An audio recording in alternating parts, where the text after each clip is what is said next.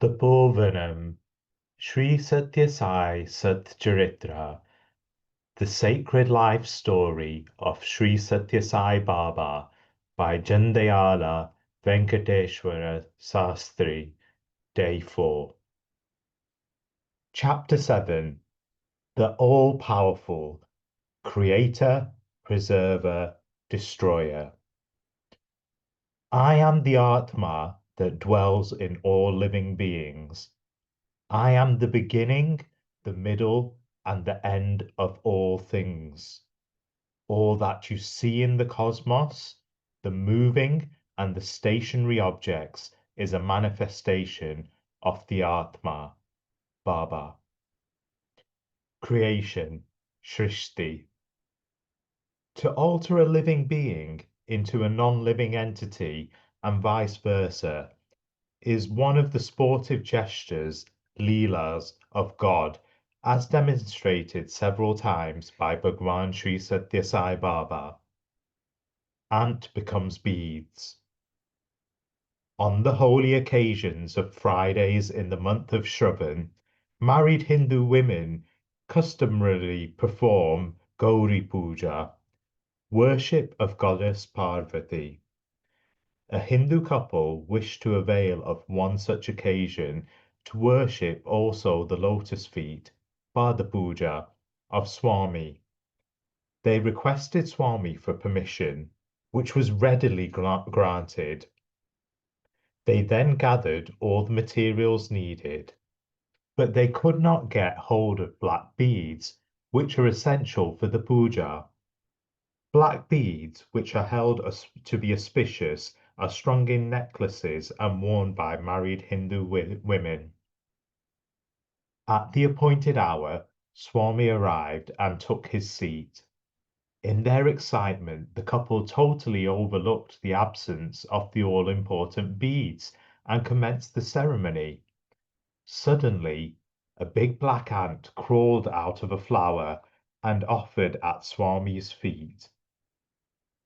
Swami smiled indulgently and commented, "What? Are you worshipping me with black ants?" And he picked up the crawling insect and placed it in the lady's hand. To their wonderment, the ant suddenly changed into two black beads. So the only thing wanting for due performance of worship reached their hand after all. The grateful devotees were astonished at Swami's ability to create by his mere will. The lady was immensely pleased that Baba enabled her to complete the ceremony satisfactorily in accordance with the prescribed procedure. In this instance, Baba altered a living object into a non-living object without taking away life. But there is another beautiful episode where he changed lifeless objects into a living being. Parrot from beetle leaves. Swami was at that time touring Andhra Pradesh. He stayed in a devotee's house. After meals, a silver plate containing tender beetle leaves, areca nut powder, lime, and other ingredients was placed before him. He leisurely removed the ribs from some of the leaves as he prepared the latter for eating, and he carefully arranged the ribs in the plate in the shape of a parrot. He was all the while talking with devotees gathered around him, and he suddenly asked them a question. "What do you think God is busy with?" They answered, "Shrishti is what God is busy with." Swami promptly touched the parrot's form on the plate in front of him. It suddenly came to life and flew out vigorously, beating its wings. The devotees were astonished at the wonderful sight. Joining in the general merriment, Swami too laughed enchantingly. Diamond ear-tops in cookie. Indulal Shah once invited Bhagwan Sri Satya Sai Baba to dinner in his house in Bombay, now known as Mumbai. Swami was seated on one side of the dining table. Opposite him sat Shah, and his daughter. Mrs. Shah brought a plate of freshly cooked hot vadas, savory cookies made with soaked black gram paste, deep fried in oil, and placed it before Swami. He picked up one of them and placed it on the plate of Shah's daughter and told her to break it in two before eating. When she did so, she found a diamond-studded ear top in each piece. All of them were thrilled. Swami himself put them one each on the girl's ears. It was Kodaikanal in the fourth week of April in 1997. Several devotees were dining with Swami. Swami finished his meal and was going round the devotees, talking to them in the dining hall. He went near a devotee and said, "Break the puris," puffed and deep-fried naan-like dish, before you eat. The person did as suggested by Swami and found to his surprise a golden ring. Swami said, "That's for you. Have it." Everyone was pleasantly surprised. Anil Kumar, who was also there eating puris, Swami asked him to eat fast. "Swami, who knows what you have who knows what you have put in which puri?" said Anil Kumar. He further added, "So I am checking every puri and am eating carefully." Everyone had a hearty laugh at Anil Kumar's words. In every such event, the issue is not what has been created out of what. It is Swami's will that matters. That alone is the central factor, the cause as well as the effect. Swami once declared, "What I will happens, what I order materializes." Maintenance, sthiti. On one occasion in Treyi, Swami's residence at Vrindavan, Swami invited Brigadier S.K. Bose to address the assembled students and staff. The brigadier spoke mostly about the lessons he had learnt at the feet of Swami, concluded his talk and approached Swami to touch his feet. Swami did not allow him to do so, but asked him, "Why did you make no mention of what happened on that Dashera day?" Brigadier Bose replied, "Swami, what should I say about it? I am merely an instrument in your sublime hands. I do not have any individuality of my own. I can never forget that you restored me to life that day. I am ever grateful to you. Swami, I cannot describe the indebtedness adequately in words." After that, Swami granted him the privilege of touching his feet. As Brigadier Bose slowly moved to his seat, Swami told members of the staff, "That day, Bose was indeed dead. I brought him back to life. He still has plenty to do for me." 2 months earlier, Swami had entrusted to Bose the work of laying a 12 feet wide concrete strip around the mandir. He also directed that it should be completed before beginning of the Dussehra festivities. The job took 25 days at the rate of 12 hours of daily labour. Many a devotee participated in the labour of love and devotion. After finishing the job on time, Bose attended every evening discourse that Swami delivers customarily during the Dussehra celebrations spread over 10 days. On the final day, Vijayadashami, Thursday the 20th of October 1988, he was suffering from high temperature. Nevertheless, he made his laboured way to the Purnachandra auditorium and sat in a chair close to the dais. Swami commenced his discourse. Meanwhile, Bose began feeling loss of breath. Suddenly, he collapsed in his chair. But strangely, Even though his eyes were closed, he was aware of what was happening around him. He saw huge, golden-colored birds standing there and looking at Bose with eyes full of pity. Bose could not imagine how big a bird could make its way into the auditorium, but he saw that Swami raised both his hands and waved them as if he was driving the bird away, and it just disappeared. In the course of his discourse, Swami was reciting a verse. He abruptly stopped midway through the verse and quickly came down from the dais.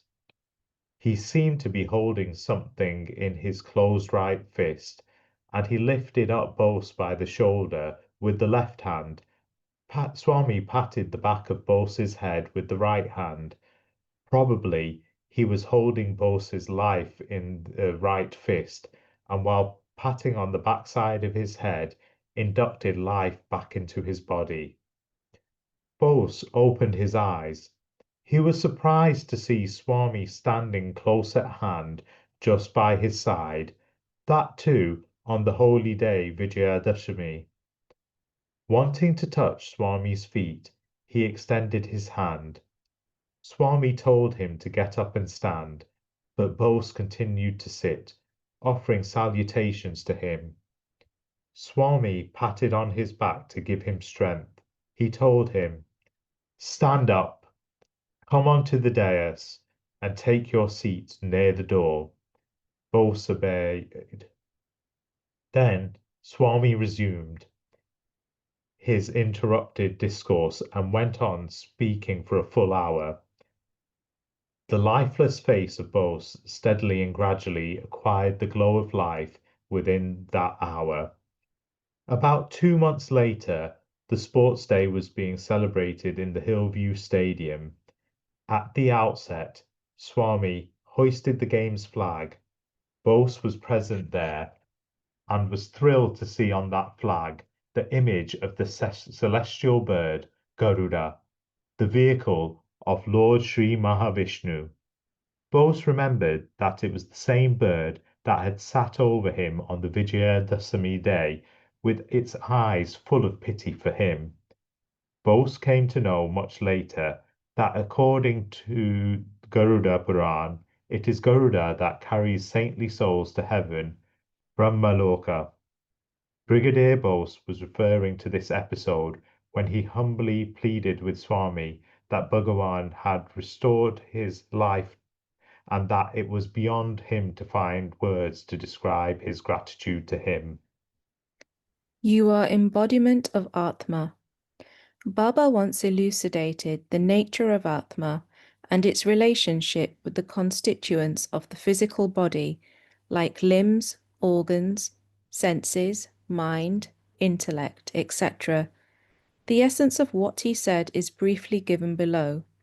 Mind, manas, consciousness, chitta, awareness, senses, indriyas, all these join together to give full shape to body. But Atma is not the combination of all these things. There is Atma in the body, there is Atma in the mind, and there is Atma in the consciousness and the senses. All these function under the direction of Atma. This can be illustrated by a simple analogy. A car has steering, clutch, brakes, and several other parts. Does each of them function by itself? When one travels by car, does the horn blow on its own? Does the steering move by itself? Obviously not. There is a driver behind all these. Likewise, body is the vehicle and Atma the driver. That driver makes the eyes see, ears hear, and mouth speak. It is only as long as the driver is present that the various parts perform their allotted functions. Once the driver abandons the body, the very same eyes can no longer see, the same ears cannot hear, the same hands can do nothing, the same mouth can talk no more. All the organs and parts become non-functional. Earlier, all these were made to work, to function by a master, the Atma. As long as that master remains in it, this body is Sivam, divine, auspicious. When he leaves, it is but a Savam, corpse. If we deeply ponder over our true identity, as Swami repeatedly suggests, we will soon realize that we are but embodiments of the inner self, Atma, and that the parts, organs, and other constituents of this earthly body are merely instruments and by no means that inner self. The similar incident. Here is yet another instance of the suprahuman divine power of Bhagwan Sri Satya Sai Baba. Once, Sri Satya Sai went to Simla along with some of his devotees. Swami Karanyananda too was in the group. That trip saw an unbelievable event. It was evening when the party arrived at their lodgings in Simla. At about 6:30 p.m., as darkness approached, a 2-year-old boy died in a house in the town. The parents were grief-stricken. Seeing their agony, a friend advised them, Sri Satya Sai Baba is now in town. Take your son's dead body there, place him at his feet and beg for mercy. The distraught parents wrapped the dead body in a piece of cloth and took it to Baba. Heartbroken with grief, the mother laid the dead child at Baba's feet and wailed, Swami, please bring him back to life. Wake him up to life. As the poor woman was crying, the ever-merciful Bhagavan cast a compassionate look at the dead boy. The boy suddenly came to life and began crying. The tears of grief and desperation of the parents turned to tears of joy. They washed the lotus feet of Bhagavan Sri Satya Sai with their copious tears. The devotees, overjoyed and immensely moved at this miraculous happening, and hailed the glory of Bhagavan with resounding cries of Jai Sai Ram, Jai Sai Ram. Ultimate dissolution, Layam.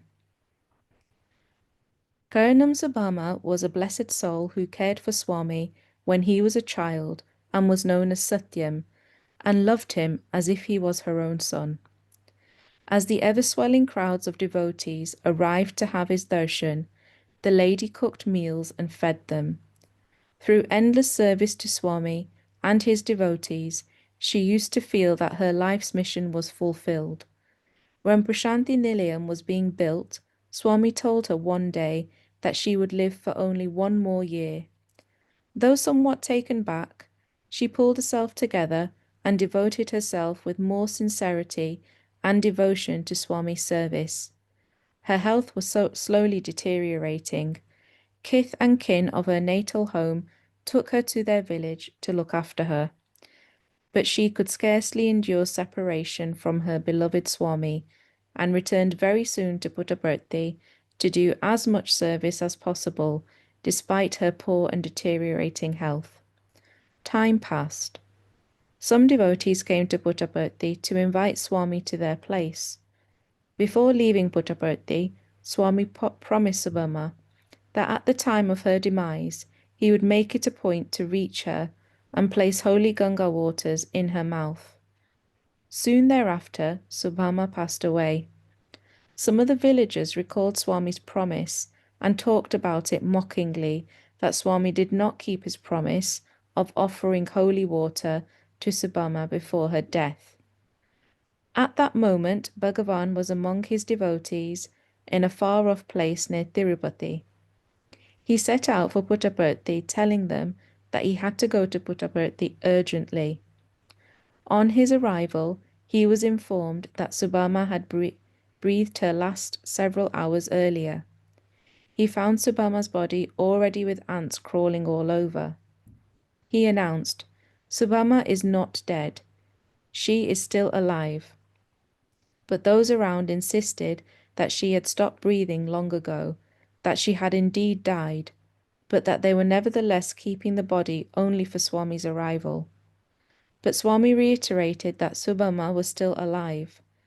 He came close to her and called out, Look, Subhama, I am your Swami, I have come. And to the consternation of everybody around, Subhama opened her eyes wide. Tears trickled out of her eyes. The onlookers were dumbstruck. Swami tenderly touched her lips with his fingers, and the cool waters of the celestial Ganga flowed out of his divine fingers onto the parched lips. She lapped them up and swallowed. Her face was aglow with indescribable satisfaction and happiness. She touched Swami's hand softly as she closed her eyes for the last time. Swami knows perfectly the exact moment of everyone's death. Creation, maintenance, and ultimate dissolution are within Swami's absolute control. That is why he is God himself. Creation, maintenance, and dissolution are in my hand. Swami was once conversing with his devotees in his interview room. He showed them his palm and asked what was there in it. Somebody answered that there was nothing there. But Baba said, in all sincerity, "This empty hand holds everything." When he closed it and opened it a moment later, there was a locust there. Wonder of wonders, there was also a tiny leaf to serve as the insect's food. The locust was actually feeding on it. In a little while Swami closed his fist and opened it to reveal that there was nothing there. The devotees present in the room could not believe their eyes. Through this incident, Swami revealed to all of us, ignorant as we are, that creation, maintenance, and dissolution lie in his control. This incident took place about 30 years ago. Bhagavan explains his divinity in a few pregnant words. He declared, Ba denotes creation, Ga denotes protection, and Va denotes ultimate dissolution. He who embodies these three supreme powers is Bhagavan. Herein lies the sublime secret of my essentiality. Om Shri Satya Sai Parabrahmane Namaha. Shanti, Shanti, Shanti. End of chapter 7. Chapter 8. The Lord of the Cosmos. The play is his, the role is his, and the lines are written by him. He directs, he designs the dress and decoration, the gesture and the tone, the entrance and exit. You have to act the part and receive his approbation when the curtain falls. Baba. All elements lie in his control. The 5 elements, Panchabhutas, earth, water, light, air, and space, are in the total control of Sri Satya Sai Baba. We will be able to appreciate the veracity of this statement from a few incidents. Rescue from fire. One day, Baba developed a high temperature all of a sudden. It was 104.5 degrees Fahrenheit. Devotees were all perturbed, but happily for them, the temperature came down to 99 degrees Fahrenheit within 5 minutes or so. None of those around him could understand why the temperature rose so abruptly and also came down equally quickly. At about 9:30 p.m., an open-air dinner was arranged on the roof of Swami's residence. The night was cool and pleasant, and there was beautiful moonlight. As everyone was enjoying the meal in the fine atmosphere and the prevailing merriment, Baba turned to a devotee and said, "When you return home tomorrow, caution your mother to be very careful with fire. At the same time, assure her that I will always be with her and protect her from every hazard." Everyone was somewhat taken aback by Baba's words. What made him talk of fire and of future hazards?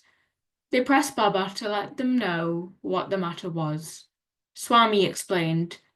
His mother was praying in her puja room. A number of lighted oil lamps were around her. As she was offering prayers, her sari caught fire without her noticing it. I had to go to her help and put out the flames. Some devotees obtained Swami's permission to make a trunk call to the lady to find out how she was doing. The lady herself answered their call and confirmed the incident. Swami too spoke to her and consoled her, mentioning that it was he who had doused the flames out of compassion for her. But the lady, devout as she was, anxiously inquired, Swami, while trying to save me, have you burnt your own hands? He reassured her sweetly, No, not at all. The flames caused me no harm. Only my temperature went up a little, but soon subsided. Do not worry. Rescue from floods. During the days when Baba stayed in the old temple, once there were floods in the river Chitravati. The level of the floodwaters rose steadily, and soon it reached the temple and surrounded it. The situation was quite grim, as the water threatened to enter the temple in a few minutes and inundate everything. At that moment, Baba walked into the waters and said, That's enough. Go back now.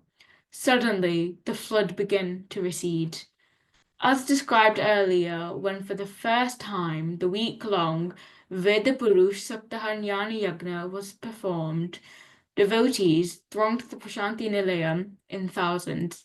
Just when the valedictorian offering Purna Ahuti to Agni, the fire god, was about to commence, the sky became overcast. Massive dark clouds, coupled with thunder and lightning, threatened to bring about a heavy downpour. The present-day auditorium had not yet been built then, and the vast gathering assembled under the open sky had no shelter whatsoever. If it rained, the whole program would come to a standstill. People were growing restless at the disturbing prospect.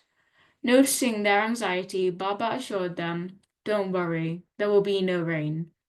In a little while, the dark clouds cleared. The Purna Ahuti went on as scheduled and was duly completed without a hitch. Water turns into petrol. Once, when Baba was going to Bangalore by car, a little ahead of the town of Chikkabalapur, the vehicle stalled as the petrol ran out. There was no filling station anywhere near. Baba asked for water to be brought from the nearby pond. When it was brought in a container, he dipped his hand in the water and stirred it a little. He then asked the driver to fill the petrol tank with the water so treated. The engine sparked to life and the journey was completed without a problem.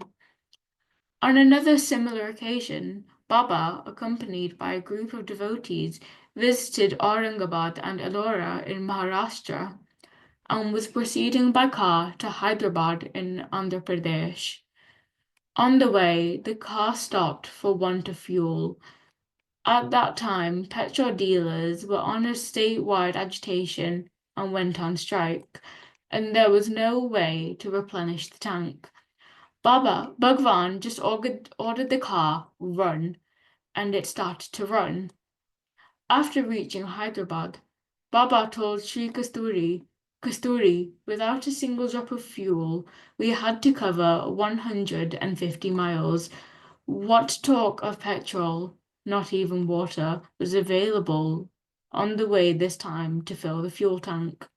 We saw no stream nor pond on the route we travelled by. Sunshine in the Himalayas.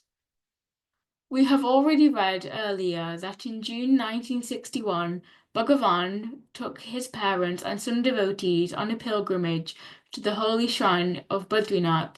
Sri Burgala Ramakrishna Rao, the then governor of Uttar Pradesh, also joined the entourage and saw to it that every facility was provided to the pilgrims.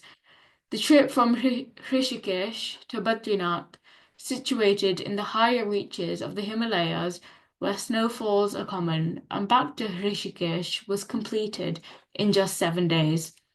All through that period, the travellers encountered not a single snowfall. On the other hand, there was welcome sunshine. The hospitable sun made the weather comfortable and enjoyable. Local inhabitants noticed this unusual weather and felt happy. The phenomenon was also observed by a number of holy persons engaged in spiritual pursuits at those lonely and inhospitable heights. They guessed, quite correctly, that a highly distinguished spiritual person must be visiting the region and causing by his presence such agreeable, though unseasonable, weather. A devotee questioned Bhagavan, Swami, you eat very little. Your body comprises the 5 elements, Panchabhutas. Then, from where does it derive its potency? Baba gave a very pithy reply. The 5 elements give me no potency. It is I who give them their potency. Om Shri Satya Sai Parabrahmane Namaha. Shanti, Shanti, Shanti. End of chapter 8. Chapter 9. Why fear when I am here? God is neither distant nor distinct from you. During the time when Sri Kasturi took up permanent residence in Prashanti Nilayam, Swami used to visit the homes of residents who were only then a few. Thus those residents could often share the blissful company of Bhagavan. During one such visit to Kasturi's home, Swami asked Srimati Kasturi to sing a song. She sang a Kannada song composed by herself. Ninnu nambi bande, enna kei bidadiru, Ganam mahimane sainatha. My father Sai, I have come to you in the fullest faith that you will protect me. Please do not let go of my hand. After she finished, Swami replied to her with his own song composed in Tamil, which was her mother tongue. Pirumbum munne taruvare, Sai Baba, vendum munne taruvare. Why fear? Even before you ask, Sai Baba showers boons. Even before you pray, he runs to you to give protection. How sweet, how simple, and how captivating is God's wonderful answer to his devotee's prayer. This answer is meant not merely to that lady Srimati Kasturi. It is most certainly addressed to each and every single person in the wide world who is afflicted, distressed, and suffering. More than that, it is addressed to everyone in the entire universe. Child saved from a truck. The following incident happened in 1955. Residential quarters for devotees were coming up around Swami's residence in Prashanti Nilayam. Shankar, an 11-year-old boy, was actively participating in the construction activity. A truck loaded with bricks arrived and the boy was helping in unloading them. After the truck was emptied, he stood at its rear shaking dust off his body and clothes. He did not notice that the driver started the engine and the vehicle was moving backwards. The driver, unfortunately, did not see Shankar and drove the truck very fast. To his utter shock, the boy suddenly found himself pushed violently by the huge vehicle. Petrified with fear and shock, he lost all bodily control and just collapsed where he stood. The inexorable did come to pass. The heavy tire of the enormous vehicle crushed his tender leg. The only thing Shankar could do in that awful moment, before he became unconscious, was to give out a loud cry. Swami! People nearby ran to his rescue, pulled him aside and wrapped a towel around the crushed limb. Totally confused, they did not know what to do next. They could only raise their heads and look towards Swami's residence. To their surprise, they saw Swami standing in the balcony and looking directly in their direction. Before they opened their mouths to tell him what had happened, Swami told them to take the boy to the hospital adjoining his residence. They did as directed. Afterwards, Shankar's brother ran to Swami. He loudly wailed, "Swami, my younger brother has lost his leg." Swami consoled him, "Do not worry, nothing has happened to his leg." As he uttered the sweet words, he pulled back the sleeve of his shirt and showed his open palm. On the palm could be distinctly seen the marks of the truck's heavy tire. Swami told the distraught young man that he had inserted his own palm between the truck's tire and the little boy's leg so that the huge weight of the truck would not bear heavily upon the leg. When doctors found that not a single bone of Shankar's leg was damaged, they were astonished and also very much relieved. Due to Swami's divine will and immense mercy, the boy recovered soon. A similar incident happened in 1999. In January 1999, the sports day was being celebrated in the Hillview Stadium in Prashanthi Nilayam. Despite Swami's suggestion not to be adventurous, students were displaying adventurous gymnastic skills. It was now the turn of the acrobatic event in gymnastics, in which students were participating in somersault on the truck. Nobody noticed that the nut and bolt of the iron bars arranged for the event got loosened. Children had completed their event successfully and there was a huge applause. But at the end, Swami did not join the students to pose for a photograph, which he normally does. Instead, he went back to the Burachandra Hall, where he resides. He showed his body to Indulal Shah and to some of the students there. There was blood all over. Swami was bleeding profusely. Everyone was astonished and worried. I lied below the truck and saved the students. Now I have to wash the blood. The kids were requesting me to join them and pose for the photograph. Poor kids, they do not know, Swami said in his usual calm and compassionate voice. God is closer than husband. Kumar was a student in the Satya Sai College in Puttaparthi. Swami allotted his parents ground floor accommodation in the Eastern Bloc close to his own residence. At the evening prayer, one day, Kumar sang a bhajan, Sai Pita Aur Mata Sai. Sai is the father and Sai is the mother. As Swami sat on his throne, quite close by, and nodded his head in tune with the song. Swami's eyes were swimming with kindness and compassion. No sooner had the first stanza of the song ended than Swami abruptly got up and hurried out. The boy felt that his singing was not probably to Swami's liking. Swami walked into the residence of Kumar's parents. Devotees who watched the scene were surprised. In recent times, no one had seen Swami thus leave his residence and proceed beyond its precincts. In the residence of Kumar's parents, his mother had a heart attack and was struggling for life. Baba hastened into the house, gave her a glass of water, and materialized Vibhuti for her. After a few words of solace and encouragement to the lady, he returned to the bhajan hall and resumed his throne. Just then, Kumar's bhajan song was coming to a close. When it was over, Swami spoke to Kumar. Do you know why I hurried out? Your mother was on the verge of dying, and I went to save her. Here you were singing, you are the father, you are the mother. How could I sit here enjoying your song when your mother was in agony there? I had to reach her urgently and save her. The lady's husband was all the time present in the bhajan hall among the devotees. His son too there singing. All the time only God could rescue the suffering lady. God undoubtedly is the closest and the most intimate of one's kith and kin, closer than even husband. God is closer than mother. Swami was to give a discourse in the SAP Kalyana Mandapam marriage hall in Madras, now known as Chennai. Thousands of eager devotees gathered to have his darshan and to hear his inspiring words. His divine form filled them with bliss. After darshan, Swami talked in Telugu. Chitu Nagaya, the celebrated actor and devotee of Swami, was standing by Swami and translating his discourse into Tamil. The audience was spellbound. They were imbibing the honey-sweet speech, avidly savoring every drop of it. They forgot themselves in happiness at hearing the divine words of their beloved Bhagavan. Suddenly, a small baby, barely a year old and lying in his mother's lap, began to wail loudly. The audience was distracted. The engrossing spell of bliss was ruined. All eyes turned towards the crying baby who was the cause of the disturbance. A few seconds passed.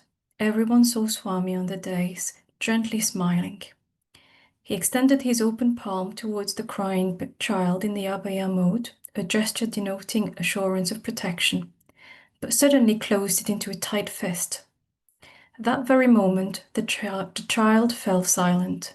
None could gauge the reason why the baby suddenly started wailing, and why he equally suddenly stopped crying. Swami extended the closed fist, now towards Nagaya, opened it, and said, "A small 25 paise coin got stuck in that little baby's throat, and I have removed it. Here it is.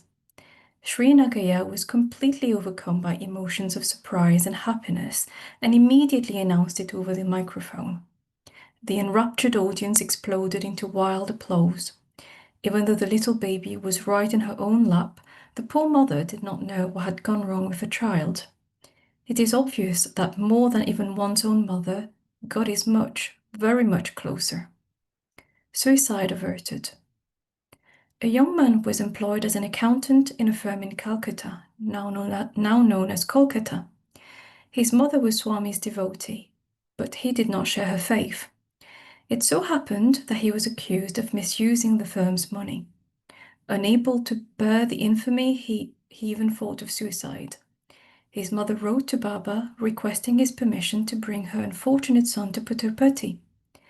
But not knowing how to send it through post to Baba, she kept her letter behind Swami's photograph in her puja place.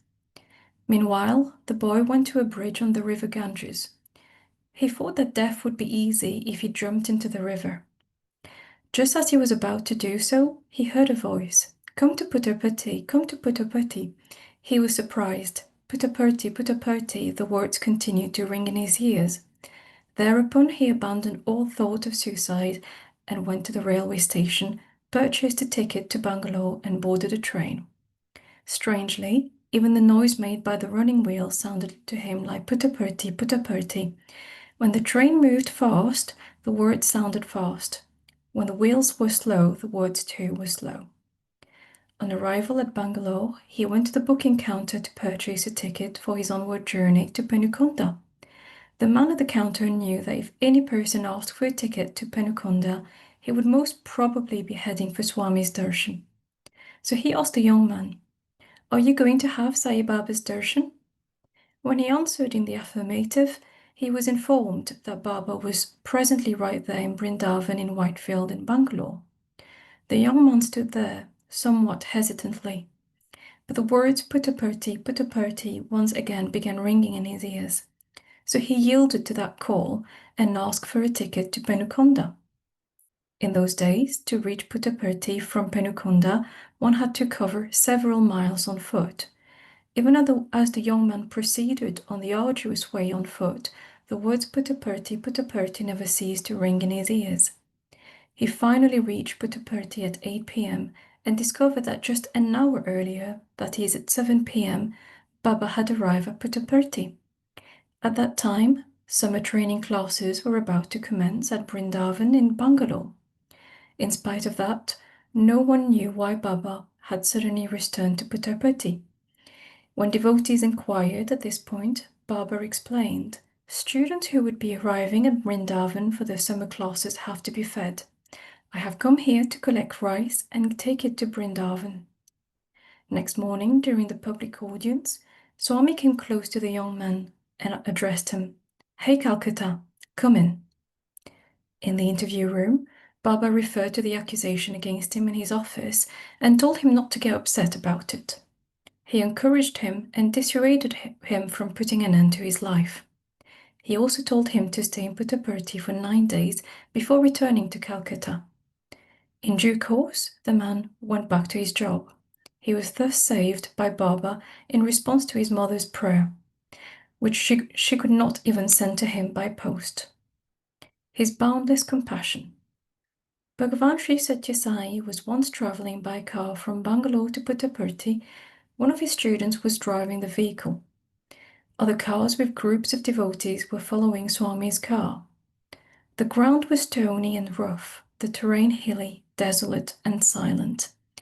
A long cobra was crossing the path.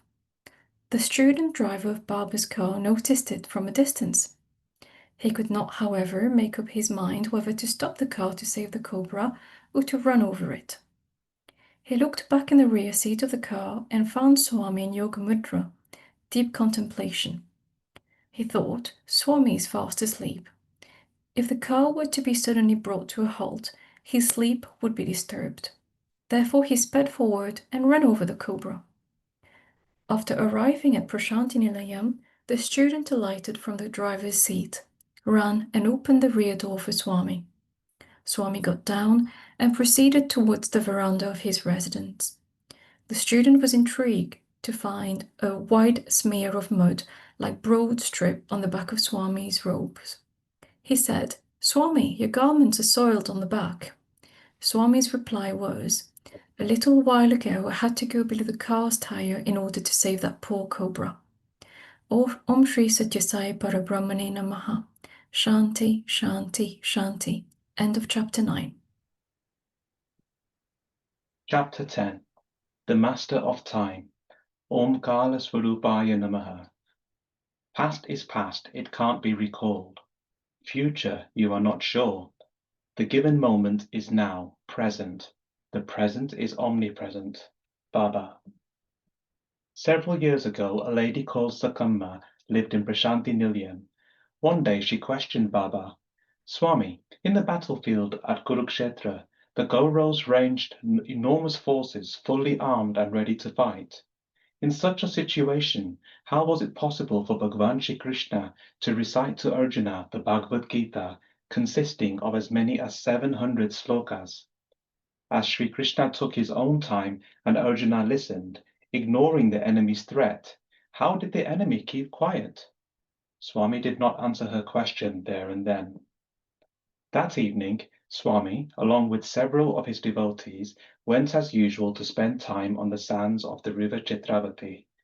The devotees sat around Swami. Sakamma, too, was among them. Swami thrust his hand into the sand, and, as the curious devotees watched with wide-open eyes, he slowly pulled out a foot-long, gleaming white ivory figure. It showed Lord Sri Krishna sitting on a chariot and exhorting Arjuna with Gita. The image was extraordinarily minute in detail and of exquisite craftsmanship. Sakamma, in particular, was staring at it with open-mouthed wonder. Swami explained, "How many days will ordinary mortals take to carve this beautiful ivory image? How many hands will be required to accomplish this intricate carving? How many artists will be required to make the initial design and to prepare detailed plans? But do you see how it has materialized in all its splendor just in a trice, the moment Swami wills it to be? If God has the will, he can dominate time and control it. What will take several months for man, I have abridged into just a moment. In like manner, it is also possible to elongate time by divine will. On the day I gave the Gita to Arjuna in the battlefield, I created in his mind all the time needed. I also abridged it to a few moments for the rest of the troops on the field. Time is within the complete control of Sri Satya Sai. He can abridge it and also elongate it at his divine will. He abridges time. Here is an instance where a period of several years was abridged by Swami into just an hour. There was a Christian student in Colombo, Sri Lanka. He came to India for college education and got himself enrolled in the Madras Christian College, Madras, Chennai. One day he went to the Sri Ramakrishna mission. He was very much attracted by the image of Goddess Kali, which Sri Ramakrishna Paramahamsa had worshipped. Gradually he became a devotee of Goddess Kali. He received initiation. He would meditate deep and long on the Devi mantra. Eventually he reached that stage when he would remain for hours and hours in samadhi, spiritual trance, a state in which the meditator suspends connection between body and soul. Afterwards, he even converted to Hinduism and took to sannyas, renunciation. Sometime later, he traveled to Colombo to visit his mother. The poor lady moaned in grief on seeing her darling son in the garb of a Hindu sannyasi. She knew that her son would never think of marriage and reconciled herself to it, but she very much desired her son to at least give up his Hindu monk's dress and adopt that of a Christian father. The son declined to do so. He gave up his mother as well as possessions and returned to India, and in due course reached Puttaparthi. Swami invited him into the interview room. An hour passed. Suddenly there was a loud cry from inside the room. "Oh, mother!" This was so loud that everyone gathered on the veranda outside could hear it. A little later, Swami opened the door of the room, and out walked the Sakti devotee, bathed from top to toe in holy vibhuti. What transpired inside the interview room? It seems that after admitting him into the room, Swami materialized a big forest and directed the man to walk into it. The sannyasi just walked and walked and walked endlessly. Without stopping for rest, he walked on and on amidst huge trees for several days. He covered miles and miles and walked for decades and decades.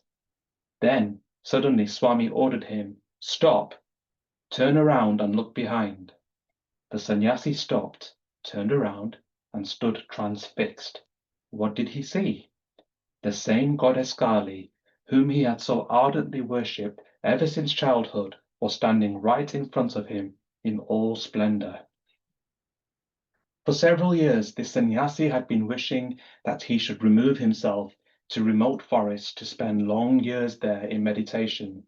Swami fulfilled that deep urge within the span of an hour. He had been desiring to perform penance for many, many years, but Swami abridged that also to less than an hour. In addition, Bhagwan vouchsafed him the darshan of Goddess Kali that he had been yearning for. When his most ardent wish was so beautifully fulfilled, the sannyasi could not hold himself back, but cried out in ecstasy, "Oh, mother!"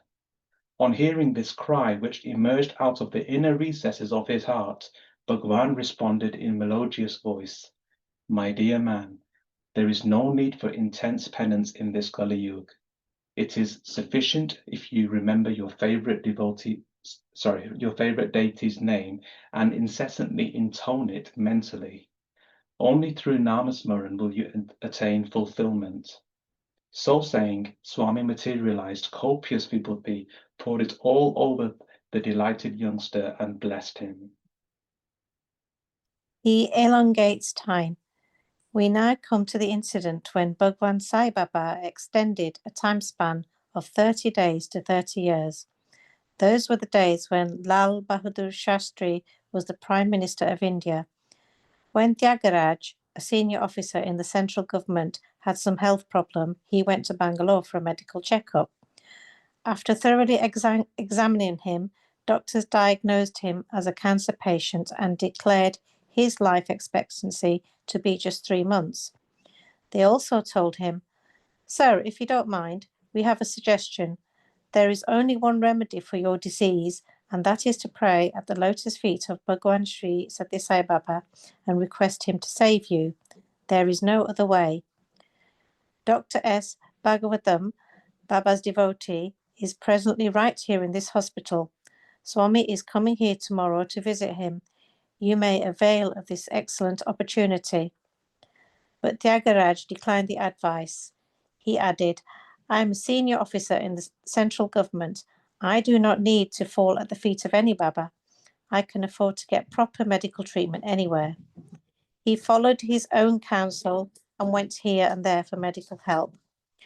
After 2 months, he returned to the same hospital and got himself examined once again. Sure enough, doctors declared that he would only live for another month or so. Tyagaraj was now in a desperate hurry to reach Puttapati. As he waited for darshan, Swami approached him and said, "Cancer?" Poor Tyagaraj burst into tears and fell at Swami's lotus feet. Swami materialized vibhuti, placed it in his hand, and told him to eat it. This was done for 3 consecutive days. On the 3rd day, Bhagwan Sri Sathya Sai said, "Cancer is cancelled." Needless to add, subsequent medical tests confirmed no trace of cancer on Tyagaraj. This incident happened 30 years ago. Tyagaraj served in the office of Sanatan Sarthi in Prashanti Nilayam until recently. Presently, he is doing service in the canteen in Prashanti Nilayam, savouring the unbounded benevolence of Swami. The extraordinary case of Tyagaraj demonstrates Bhagwan Sai's divine power of elongating a 30-day period to a long span of 30 years. Time, Gala, is totally in Bhagwan's control and command. That is why in the Satyasai Ashtodhra Shahasra Namavali, the 1008 attributes and names by which he is worshipped rituously, we find him addressed as Galaya Namaha, Gala Galaya Namaha, Galantakaya Namaha, Gala Swarupaya Namaha. Salutations to him who is time, who regulates time, who destroys time, who is the very embodiment of time. Time and space bind me not. Baba was once on a visit to Venkatagiri and was about to return to Puttaparthi. An old lady, an ordinary resident of Prashantinilayam, was at that time in her native village by the name of Vayalpadu. Situated on the Venkatagiri Puttaparthi road, she thought she would pray to Swami to break the journey at Vayalpadu and visit her home. She ascertained the day of Swami's departure from Venkatagiri. On that day, she stood by the road waiting patiently for Swami's car. She also persuaded other villagers to keep day and night vigil at that spot, but the car made no appearance. Then she came to know that Swami had meanwhile reached Prashantinilayam. Deeply disappointed, she too returned to Puttaparthi. She found Swami on the veranda of his upper floor residence, talking to some persons on the ground.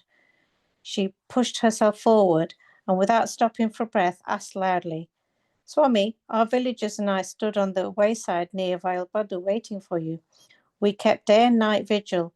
When did your car pass by our village? How did you arrive here?" Amused at her excited manner, Baba burst into laughter. Everybody was looking up at Swami, but suddenly they heard his laughter just by their side. Swami was standing by their side, still laughing. There was no Swami in the veranda high above. No one could understand how and when Swami came down from the upper floor to the ground. Swami told the old lady, "Look, you have seen how I can come down from the upper floor to the ground below. If I can do this, could I not, together with my car, arrive here right by your village unseen by any of you?"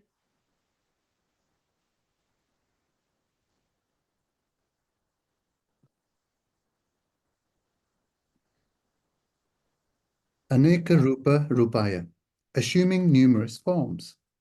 Baba was in Kodaikanal with his devotees. Suddenly he jumped out of his bed, stood and shouted, "Don't fire!" As he said so, he fell on the bed. The body stiffened. Apparently, he had left his physical body. After an hour or so, the body moved. Baba opened his eyes, dictated an address in Bhopal, and directed that an express telegram be sent there stating, "Don't worry, the revolver is with me, Baba." Swami Satchidananda pleaded, "Swami, the post office staff will not accept the telegram if we mention the word revolver in the message. If we change it to instrument, they will not object." Swami agreed, and the modified telegram was duly dispatched. But the devotees could not make head or tail of the mysterious incident. A letter arrived from Bhopal 4 days later. Baba gave it to the devotees. On reading it, they were filled with surprise as well as happiness. What has exactly happened? There was a military officer in Bhopal who had served in the Second World War and distinguished himself. Despite this, he was not given due position in the statewide development programs underway because freshers were being preferred to old hands. Frustrated, he developed utter distaste for life. Added to this, his wife happened to be away in her parental home. There was no one who could console him and give him wise counsel to get him out of depression. Under these circumstances, he decided to commit suicide. He test-fired his revolver to see whether it was functioning all right. It performed well. He readied to kill himself with the second shot. Just as he was about to press the trigger, there in far-off Kodaikanal, Swami suddenly shouted, "Don't fire!" At this precise moment, in Bhopal, the door of the officer's room suddenly flew open. Standing at the door was his bosom friend, an old college mate. He did not come along. He did not come alone. His wife too was with him. Behind them was the porter who was carrying their luggage. As soon as the officer saw them, he ran into his inner room, hid the revolver somewhere, and came out smiling to welcome the guests. The guest amused his old friend officer with cheerful conversation. He recalled several happy events in their college life. He revived pleasant memories of the carefree company they shared while in college many long years ago. He was quite vocal and entertaining. The lady also joined in and added to their joviality.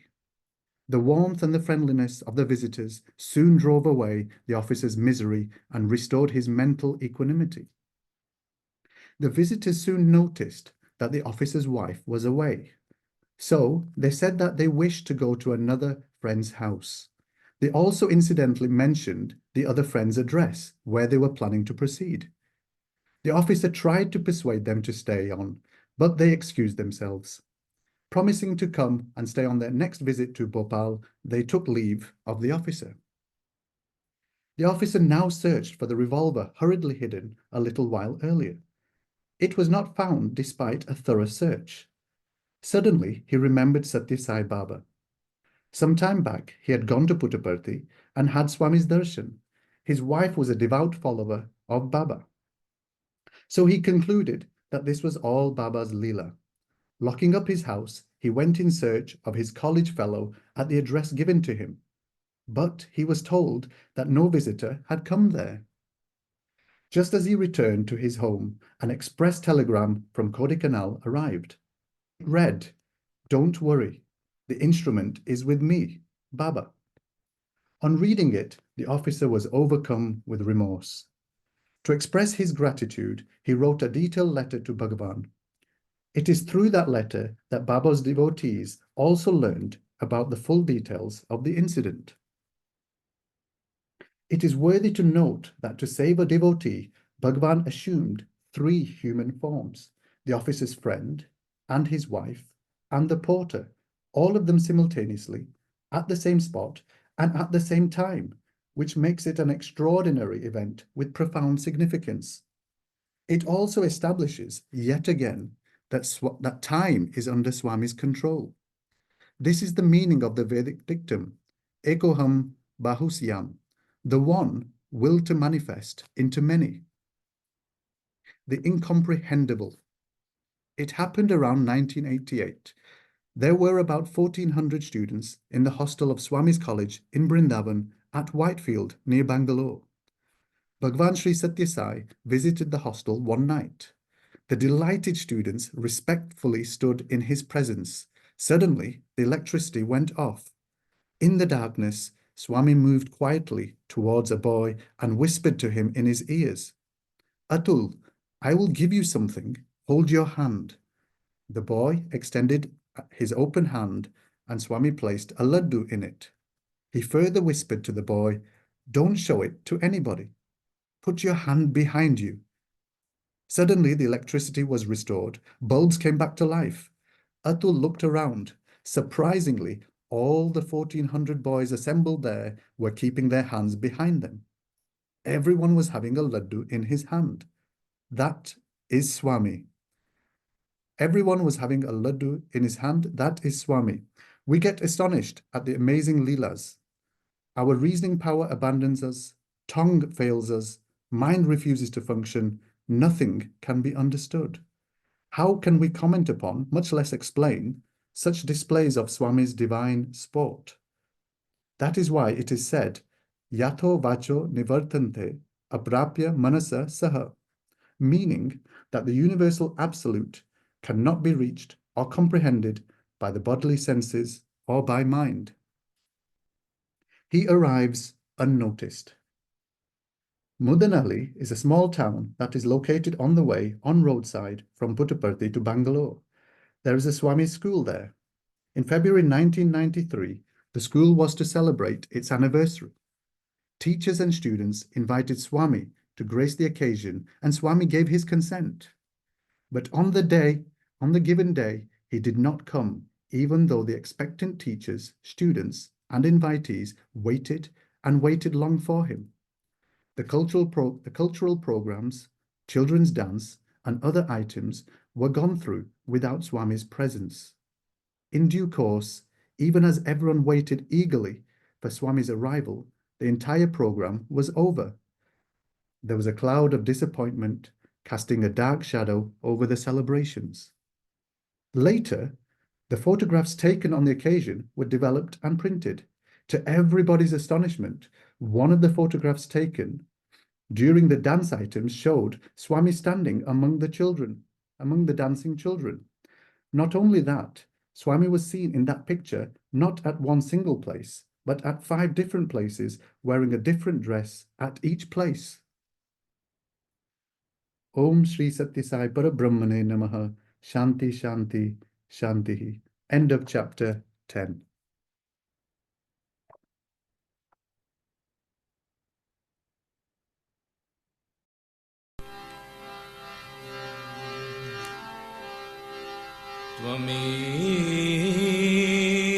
Tvameva Mata cha Pita Tvameva Tvameva Bandhuscha Sakha Tvameva Tvameva Vidya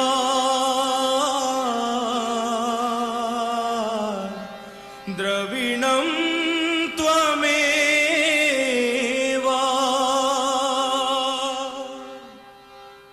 Tvameva Sarvam Mama Deva Deva Shri Sai Deva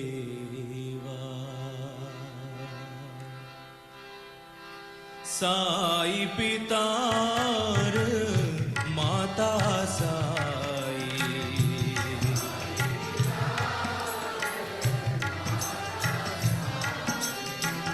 Sai Pitar Mata Sai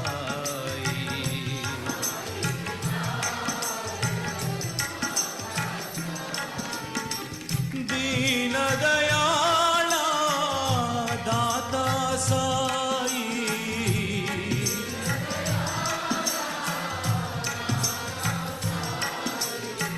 Deen Dayala Data Sai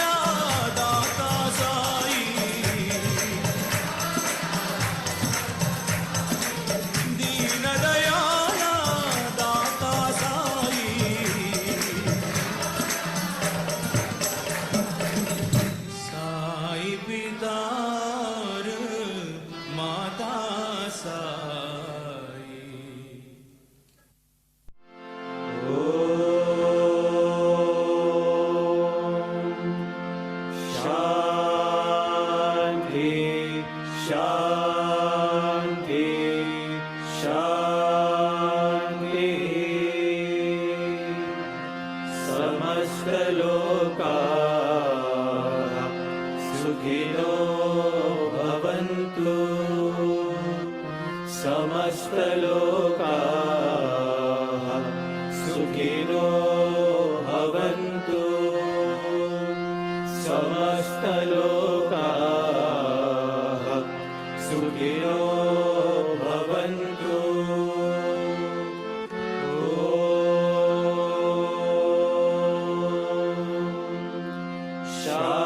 Shanti Shanti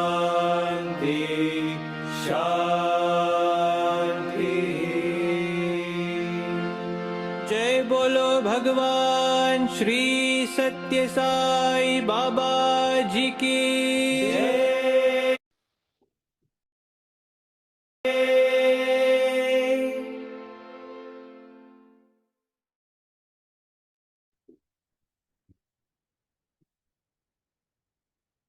Jai Sai Ram. We have reached the end of this evening's Parayan, covering chapters 7 to 10. Our gratitude to Swami for this wonderful opportunity, and a big thank you to all devotees for joining us. We look forward to welcoming you back tomorrow evening from 8 p.m. using the same Zoom details. Sai Ram.